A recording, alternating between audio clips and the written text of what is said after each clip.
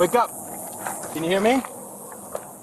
This is body camera footage from Hey, Avondale buddy. police officer J.J. Del Pozo, one of the 3 officers who responded after a vehicle pulling a car crashed into a power pole, knocking it over. When we first showed up, you could clearly see that the vehicle went through the dirt, did like a complete U-turn and struck the pole as it tilted over to the side, and then the power lines ended up laying over the top of it. Officer Dante Heron and Raul Alcala also responded to the scene near West Van Buren and Fairway, and once they arrived, they were met with this.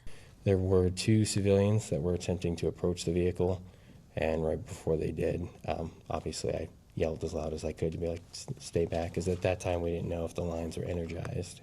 Del Pozo was the first officer to reach the driver, 56-year-old Brian Mueller. When I arrived on scene, I saw Officer J.J. Del Pozo take the male out of the vehicle from the driver's seat. This male looked completely unconscious. Del Pozo pulled Mueller from the vehicle, then started chest compressions and CPR. Mueller tells 12 News he had just bought what he calls a project car and was pulling it home when he crashed. But as for what happened that day, I don't remember anything from the whole day. What did what did they say happened to you?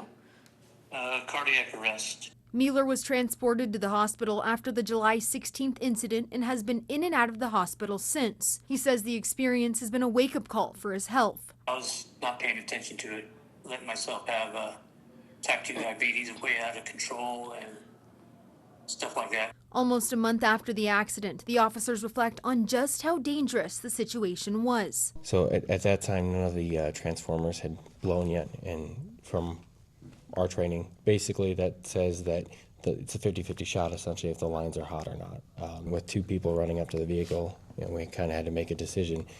Do we stop them and get too close and risk our own lives, or do we back off? And it's a decision Brian Mueller says he'll forever be thankful for. So I have a lot of gratitude towards the officers, and I hope to be able to meet them when I go back out there to get my stuff.